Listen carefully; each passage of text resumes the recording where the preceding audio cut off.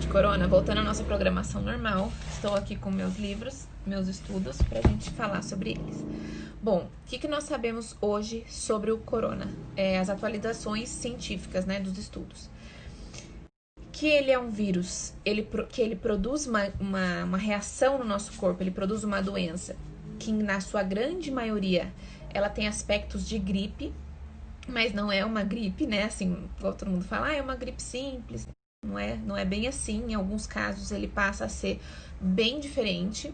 Então ele deixa as pessoas sem paladar, em alguns casos sem olfato, dá muito cansaço.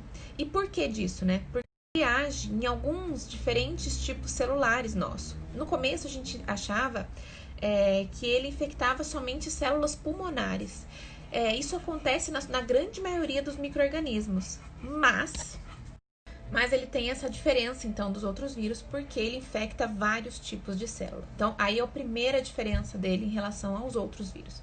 Os vírus gripais, que a gente está acostumado a lidar com eles, H1N1 e outros adenovírus, a gente acaba tendo uma infecção mais localizada. Então, ela vai naquele tipo de célula. Então, ela vai naquele órgão, naquele específico lugar.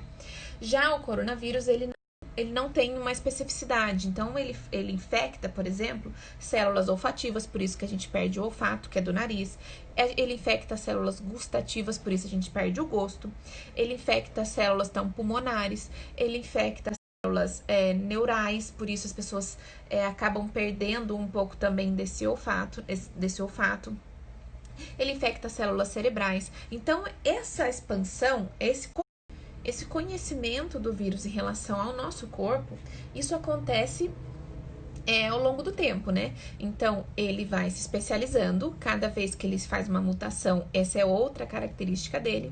Ele tem uma característica muito interessante de deletar o que deixa ele mais fraco e assumir para ele o que deixa ele mais forte. Normalmente, os vírus não têm muito essa capacidade, a não ser o HIV. Eles vão agrupando todas as mutações sem entender muito como elas funcionam. Já o corona, ele faz essa diferenciação. Isso deixa ele um pouquinho mais à frente dos outros em relação a... Eu vou tentar falar não palavras difíceis, tá? Mas a patogenicidade é como se fosse um risco maior a ter uma doença, um agravamento da doença, melhor dizendo. Só que ele se comporta, na sua grande maioria, isso a gente viu durante todos esses longos 6, 7 meses, como um vírus sazonal. Então, a gente vê, eu vou até colocar uma figura para vocês, um vírus que cresce quando tem uma temperatura mais baixa e tende a decair o seu estágio de contaminação quando a temperatura é mais baixa. E aí, ele vai agir de diferentes formas. A sua transmissão não é tão eficaz como a gente imaginava no começo, como saíram as primeiras informações. E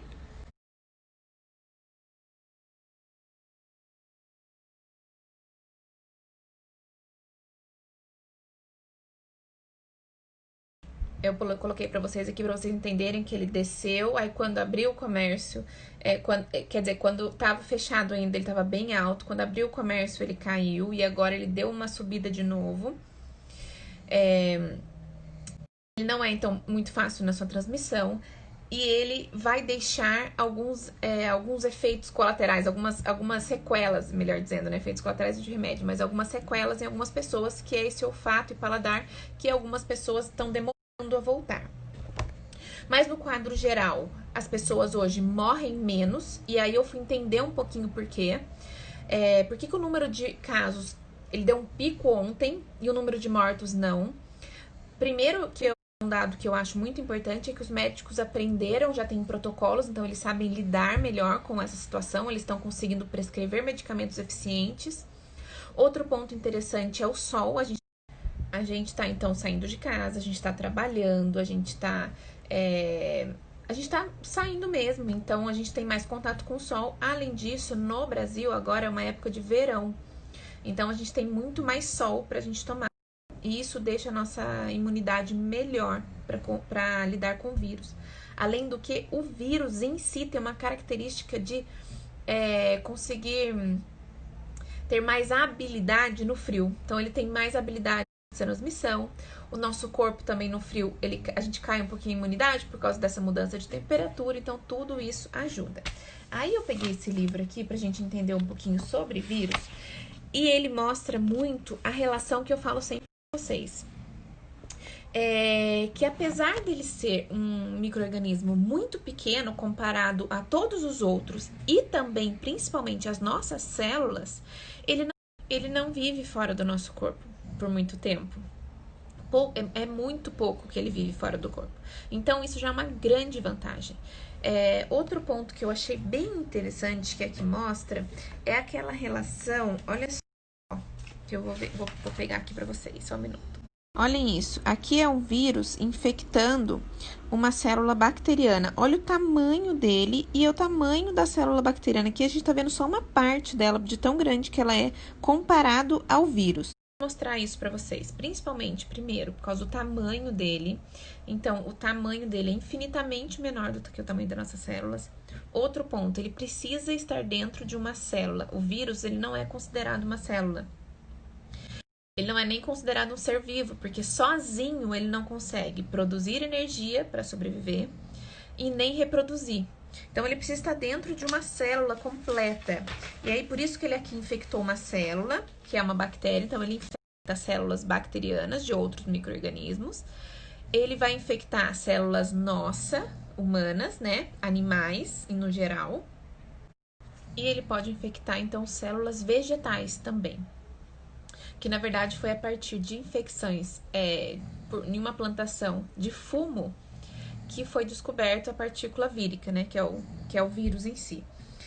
E aí, por que eu tô introduzindo vocês todos nesse ponto? Porque são coisas que eu acho que todo mundo devia ter noção de que nós temos esses tipos de micro-organismos, que a gente vai lidar com eles de forma diferente. Então, quando você tem uma infecção viral, você lida de uma certa maneira. Então, os médicos e os dentistas, quando eles identificam através de um diagnóstico preciso uma infecção viral, eles vão agir de uma maneira, com tipos de medicamento, que normalmente a gente não combate o vírus, a gente vai combater as reações dele no seu organismo, a gente vai ajudar o organismo a combater, pelo primeiro motivo de que ele é muito pequeno, segundo, que ele está dentro sempre de uma célula nossa, então ele está escondido, então ele fica ali escondido.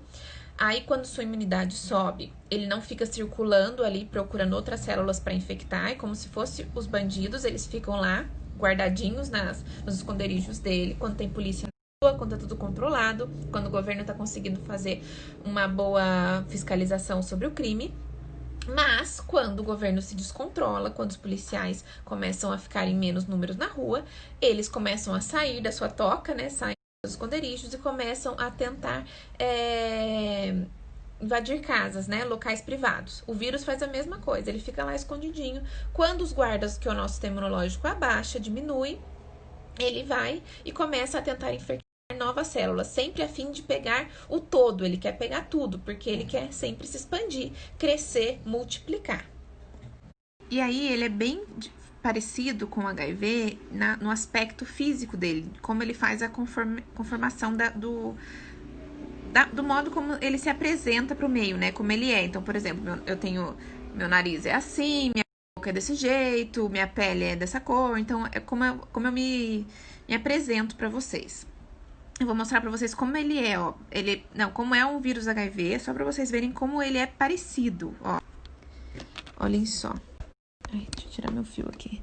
Olhem, ele tem essa cápsula aqui em volta, essas espículas aqui que vão ligar diretamente no receptor das nossas células. Isso daqui é como se fosse a pele da nossa célula, né? Uma membrana da célula, mas é como se fosse a nossa pele, assim, só que da nossa célula, partezinha de fora. E ele vai despejar dentro da nossa célula, ó, todo o material dele lá de dentro, vai fazer com que a nossa célula...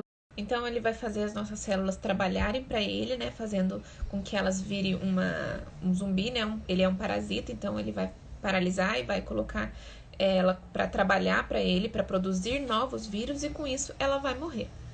E aí, por que eu tô explicando tudo isso para vocês? Para vocês entenderem como o coronavírus ele tá agindo hoje, como os médicos hoje em dia já têm um grande conhecimento sobre ele, apesar de que ainda há muitos estudos, para entender também que hoje já há protocolos, eles às vezes são diferentes de hospitais para hospitais por causa da linha de pesquisa, mas elas não diferem muito da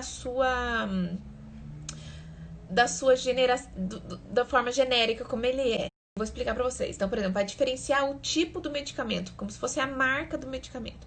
Mas, no geral, eles estão usando um medicamento que vai combater as infecções oportunistas, então, que daí é um antibiótico, né? Porque a bactéria a gente pega, assim, muito fácil, e às vezes a gente tem algumas nos nossos tratos ou respiratórios ou trato genital, que são as portas de entrada que nós temos no nosso corpo diretamente para dentro, né? Então, é o que liga o fora com dentro, que é a nossa cavidade respiratória, oral, nossos ouvidos, os olhos, nosso trato genital. Então, vai combater essas infecções que podem aproveitar a situação que seu organismo está combatendo um vírus e daí vai estar mais suscetível ali e a outra doença. Eles vão agir também com um imunorregulador, então ele vai regular o nosso sistema imune, não deixar ele transtornado e acabar matando nossas células também. Eles estão utilizando antiparasitários, porque o vírus ele é um parasita e em alguns tem efeitos muito positivos. Até saiu um estudo agora com o Ministério do Desenvolvimento, eu acho, né? Junto com o Ministério da Saúde e algumas universidades, foi bem legal. Eles também daí vão agir diretamente nos sintomas de gripe, porque vírus, normalmente, ele produz no seu organismo, a doença que ele vai produzir é muito parecido com gripe. Por quê? Porque o seu organismo vai tentar expelir ele. Então, ele tenta expelir ele com tosse, com dor de garganta, então enche as suas amígdalas como forma de tentar barrar com que ele entre no seu trato respiratório inferior para chegar nos seus pulmões. Ele vai também fazer você espirrar muito, porque daí para ele tentar tirar ele do seu nariz. Você vai ficar congestionado, então vai ficar fechado, tudo aqui vai começar a juntar catarro, né? Você pode ter, isso tudo você pode ter, tá? Mas você pode ter dor de cabeça. Então, você vai também tomar remédios em relação a esses sintomas. Além disso, em relação aos sintomas sobre febre, né? Que em alguns casos, algumas pessoas têm febre, então você vai tomar algum remédio para regular essa temperatura corporal, porque o estado febril, quando ele tá muito alto, ele acaba matando algumas células nossas. Mais ou menos assim, tá? Vou explicar pra vocês mais fácil assim. Mas ele acaba matando, então por isso que a gente tem que regular essa temperatura corporal. A gente também pode fazer uso de algumas vitaminas e alguns minerais, como principalmente a vitamina C, vitamina D e o zinco. O zinco, gente, ele age muito fortemente nas nossas células neurais.